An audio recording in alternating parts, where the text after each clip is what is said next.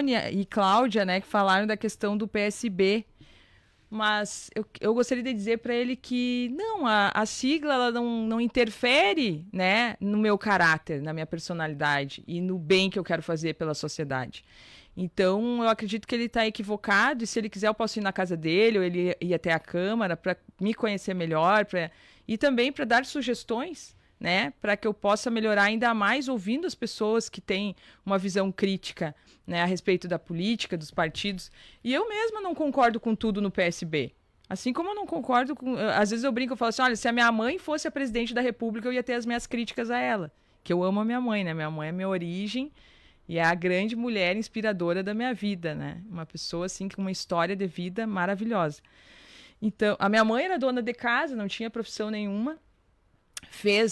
Quando ela se deparou com 3 filhos, lá no alto do morro do bairro Itararé, onde a gente morava. E aí a mãe disse assim, eu vou fazer... Ela fez aquele... Acho que vocês nem devem conhecer, mas tinha o Instituto Universal, que era para fazer supletivo, que tu fazia a prova e mandava pelo correio. Aí ela terminou o ensino fundamental, depois fez o ensino médio, terminou quase junto com a minha irmã mais velha.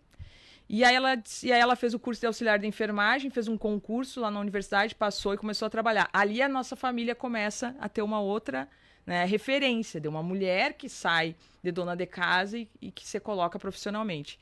E aí a mãe diz assim, eu vou fazer a universidade. O meu pai incentivou ela, disse, isso, faça. Ela foi lá e fez o vestibular. E aí ela passou. E aí eu tinha 7 anos, ela se formou, eu tinha 11.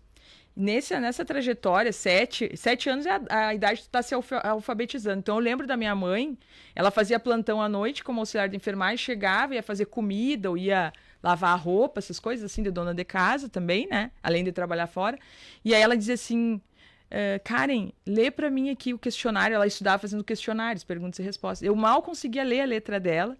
Aí eu lia, ela estava lá, por exemplo, batendo um bife e eu lendo, fazia a pergunta e ela dava a resposta. Ou lavando roupa, eu fazia isso também. Outras vezes eu lembro da cena, ela chegava do plantão e dizia, eu vou ter que me deitar um pouquinho, mas eu tenho prova à tarde. Karen, lê pra mim aí, vai lendo as perguntas. Aí eu ia lendo e às vezes ela dormia, eu sacudia ela, mãe, tal coisa. E aí a minha mãe se formou e fez um concurso, passou como enfermeira. E aí ela foi chefe do pronto-socorro, né, comandando uma equipe gigante lá, um hospital de alta complexidade. Então, assim, esse exemplo da mãe foi crucial para a nossa família, né? Meu irmão também foi estudar, fez concurso, hoje ele é procurador do Ministério Público, a minha irmã também é concursada em Porto Alegre. E o meu pai, que era brigadiano, depois vai para a Polícia Civil. Então, o estudo faz com que a nossa família tenha um lugar ao sol na sociedade. E mesmo sem a gente receber nenhum benefício do Estado, mas isso não faz com que eu perceba que é importante. Porque talvez se eu tivesse recebido um incentivo, talvez eu estaria ainda melhor, né? Estaria numa condição mais tranquila, mais... Então a gente precisa ter essa consciência, assim, de quanto é importante que o Estado cumpra o seu papel de provedor, porque a gente paga os impostos. Então o cidadão que ganha um salário mínimo, ele está pagando imposto. E ele está pagando o salário do vereador que está ali na Câmara, do prefeito, né? Não é nenhum favor o político ir lá e se importar com as pessoas, né? Então, o Tony e a Cláudia que fizeram esse comentário, eu fico à disposição, porque, assim, existem bons e maus políticos em todos os partidos, né? O que importa é que a gente busque realmente cumprir o que está na lei, o que está na Constituição, é isso que a gente quer, né? Porque a gente a gente fez um pacto enquanto sociedade.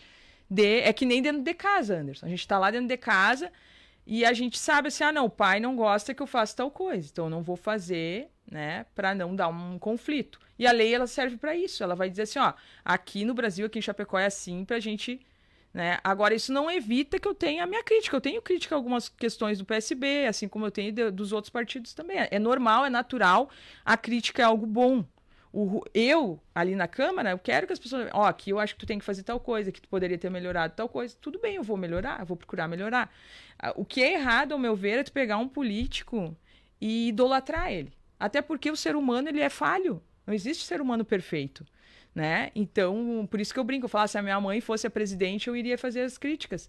Então, a pior coisa que tem é tu pegar um político e defender ele como se fosse o teu time de futebol.